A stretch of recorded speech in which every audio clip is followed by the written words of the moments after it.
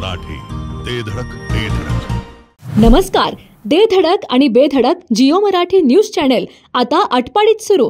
आटपाडी तालुक्यातील स्थानिक बातम्या पाहण्यासाठी जिओ मराठी आटपाडी या नव्या चॅनलला आत्ताच सबस्क्राइब करा आणि बेल आयकॉनवर क्लिक करा।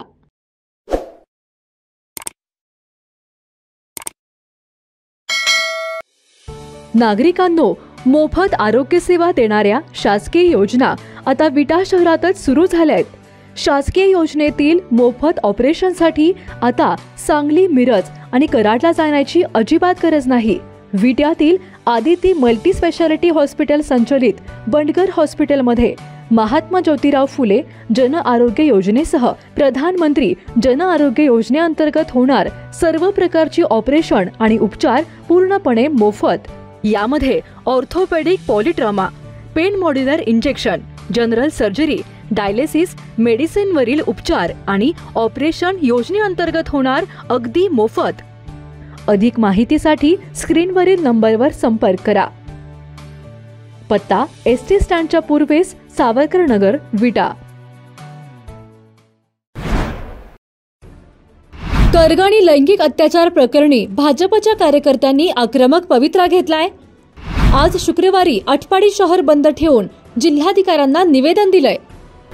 तर करगणी अत्याचार प्रकरणातील आरोपींना फाशीची शिक्षा व्हावी अशी मागणी या निवेदनाद्वारे करण्यात आली आहे।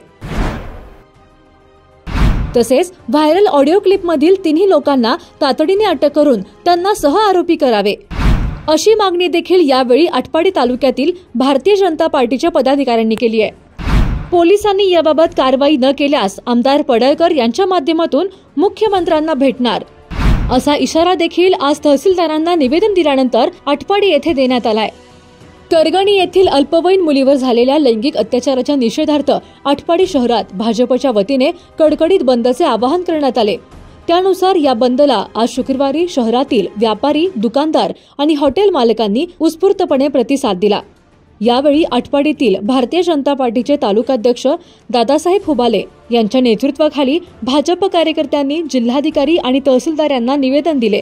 या निवेदनातून सदर आरोपींना फाशीची शिक्षा व्हावी अशी मागणी करण्यात आली असून व्हायरल ऑडिओ क्लिपमधून आरोपींचे व स्वतःचे नाव या प्रकरणातून वगळण्यासाठी 50,000 रुपयांची बोलणी करणाऱ्या लोकांना अटक करून सह आरोपी करावे अशी मागणी देखील यावेळी करण्यात आली आहे। अन्यथा आम्ही गोपीचंद पडळकर यांच्या माध्यमातून मुख्यमंत्र्यांची भेट घेणार असल्याचा इशारा यावेळी देण्यात आला आहे। 4 नराधमांना फाशीची शिक्षा झालीच पाहिजे। त्या 4 नराधमांना फाशीची शिक्षा झालीच पाहिजे। आज 25 रोजी भारतीय जनता पार्टीनं आटपाडी शहर बंद हे पुकारल्याबद्दल आम्ही करगणीवासी, मी त्या मुलीचा घरातील एक सदस्य म्हणून या भारतीय जनता पार्टीचं स्वागत करत आहे। त्यांनी आमच्या सुखदुःखात केस दाखल करण्यापासून ते आज ताग आहेत, हे आमच्या पूर्ण आमदार साहेब पडळकर साहेब हे आमच्या पूर्ण मागे आहेत। आणि काल DYSPनं परवा दिवशी तातडीनं रात्री 11:30 वाजता जी पत्रकार परिषद घेतली आणि त्या पत्रकार परिषद त्यांनी 3 नावं उत्पन्न केलेली आहेत। एक धनाजी माने हा माणूस, हा इसम 50,000 रुपये द्यायला महेश भाऊ व संभा या 2 व्यक्तींना 50,000 रुपये द्यायला तयार झालेला आहे। त्यासाठी धनाजी मानेला ताबडतोब उचलावं, त्याशिवाय ही महेश भाऊ कोण आहे आणि संभा कोण आहे हे कळणार नाही। आणि ह्याच्या व्यतिरिक्त अजून कोणीही जरी असला तर त्यांना ताबडतोब उचलणं गरजेचं आहे। त्यांच्यावर कठोरात कठोर शिक्षा, जशी त्या आरोपींना 4 शिक्षा होणार आहे तशी ह्यांना सुद्धा त्या मापाची शिक्षा व्हावी। आणि अजून आमच्या कुटुंबात पूर्ण गाव सामील आहे, पूर्ण तालुका सामील आहे। अशीच माणसं आमचा गैरफायदा घेऊन अशी कोणी जरी पैसे मागत असली कुणाला तर त्यांची चौकशी व्हावी।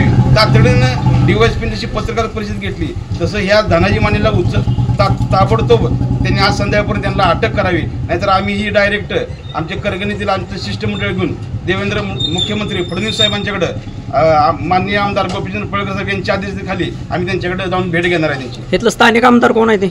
इथले स्थानिक आमदार सुहास भैया बाबूराव आहे, ते लोकप्रतिनिधी आहेत। त्यांनी काय लक्ष घातलं या प्रकरणात? त्यांनी सुरुवातीला लक्ष घातलं होतं, त्यांनी विधानसभेत विषय मांडला, पण आता परवा दिवशी आमचे नेते माननीय आमदार पडळकर साहेब यांच्यावरती त्यांचा एक आटपाडीतला कार्यकर्ता साहेबराव पाटील यांनी त्यांच्यावर चिंतडून उडवण्याचा जी प्रयत्न केला, हे साहेबराव पाटलांना करगणीतील यांनी ह्याच्या अगोदर कुठल्या प्रश्नावर त्यांनी एखादी तातडीनं पत्रकार परिषद घेऊन एखादा विषय करगणीचा मांडला त्यांनी तेव्हा.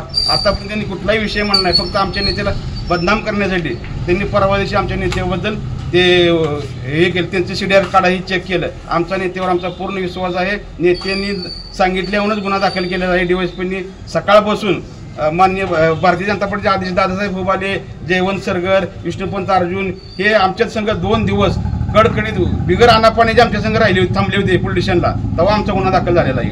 नराधमांना जास्त आणखी शिक्षा जास्तीत जास्त व्हावी आणि काही अजून आरोपी आहेत, कोण धनाजी माने, कोण महेश दादा वगैरे, महेश भाऊ वगैरे अजून कोण आहेत, त्यांनासुद्धा प्रशासनानं पोलीस स्टेशननं आणून त्यांची सखोल चौकशी करावी. त्यामध्ये आणखी बरीच नावं उघड होण्याची शक्यता आहे, तरी त्यांनी ते करावं. आणि जे आटपाडी शहराने जे बंद सर्वांनी जे केलं, सहकार्य केलं आम्हाला, त्याबद्दल सर्वांचं आभार. आहे तो हा भारतीय जनता पार्टीचा आहे का तुमचा वैयक्तिक आहे? आज जो बंद ठेवलेला आहे ते तुमचा वैयक्तिक स्वरूपाचा आहे की भारतीय जनता पार्टीचा? जनता पार्टीचा. आता केंद्रामध्ये राज्यामध्ये भारतीय जनता पार्टीचं सरकार आहे आणि हे सरकार असताना सुद्धा तुम्हाला बंद ठेवावा लागतो. लोकांनी तुम्हाला खूप मोठं माइंडेड दिलेलं आहे, तरी सुद्धा तुम्हाला बंद ठेवावा लागतो. म्हणजे हे तुमच्या सरकारची विफलता नाही का? नाही, सरकारचा विषय नाही, हे शहराने पाठिंबा दिला आहे, शहराच्या व्यापाऱ्यांनी पाठिंबा दिला. पाठिंबा झाला की, पण तुम्ही कमीत कमी तुमचं सरकार आहे, तुमचं गृहमंत्री आहे की, जर तुम्ही सरकारमध्ये असताना सुद्धा तुम्हाला बंद ठेवण्याची गरज पडते, तर लोकांनी तुमच्या भाजपवरती विश्वास का ठेवावा? त्यांच्यापर्यंत चांगल्या पद्धतीचा मेसेज जावा आणि त्यांना जास्तीत जास्त कठोर शिक्षा व्हावी म्हणून व्यापारी वर्गांकडून ताकद मिळावी आणि आटपाडी बंद तेवढ्यासाठी ठेवल्या की त्या लोकांना जास्तीत जास्त कठोरात कठोर शिक्षा झाली पाहिजे. हा मेसेज म्हणजे त्यांनी किती मोठ्या प्रमाणात अत्याचार केला आहे हा मेसेज सरकारपर्यंत जावा. प्रत्येक गोष्ट सरकारपर्यंत पोहोचत नाही आणि ह्या माध्यमातून पोचली जावावी म्हणून आटपाडी बंद ठेवली. लोकप्रतिनिधी त्यासाठीच निवडून दिलेले असतात ना सरकारमध्ये बोलण्यासाठी. लोकप्रतिनिधींना सुद्धा हा मेसेज सगळ्यांनाच हा मेसेज जावा, लोकप्रतिनिधींना जावा, मंत्र्यांना जावा, मुख्यमंत्र्यांना जावा आणि त्या लोकांना जास्तीत जास्त कठोर शिक्षा व्हावी. आणि कठोर तर का व्हावी तर इथून पुढच्या कालावधीत असं जो कोण एखाद्या मनात जर आलं एखाद्या मुलीबद्दल किंवा एखाद्या महिलाबद्दल असा अत्याचार करण्याचा, तर ह्या शिक्षेमुळं त्यांना भीती निर्माण झाली पाहिजे किंवा सरकार किंवा गव्हर्नमेंट चांगल्या पद्धतीनं मोठ्या पद्धतीनं यांना शिक्षा देते किंवा त्यांना फाशी शिक्षा होत्या, त्यापेक्षा ह्या गोष्टीकडे न जाणं ह्यासाठी जास्तीत जास्त ह्यांना कठोरात कठोर शिक्षा होणं गरजेचं आहे. तुमचं शिष्टमंडळ मुख्यमंत्र्यांना वगैरे भेटणार आहे का? ह्यानंतरची पुढची स्टेप तशी होऊ शकते. पाठिंबा सरकारचा सरकार प्रयत्नशीलच आहे या बाबत, परंतु जास्तीत जास्त त्यांना सपोर्ट म्हणून आटपाडी तालुका भाजपच्या वतीनं बंद ठेवण्यात आलाय.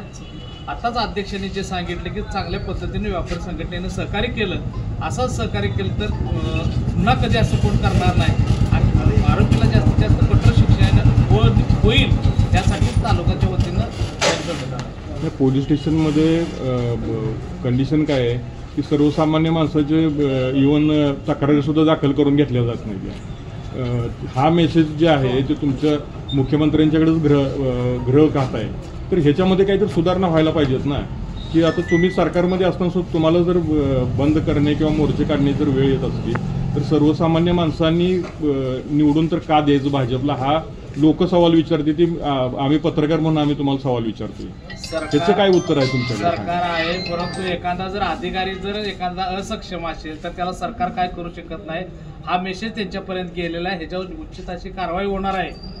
थोड्याच दिवसात कारवाई होणार आहे, त्याबाबत काही अडचणी येणार नाही. अशा अधिकाऱ्याची प्रशासन म्हणून सरकार कधीच खपवून घेणार नाही, इतकी कारवाई. ओके. जिओ मराठी, ते धडक ते धडक.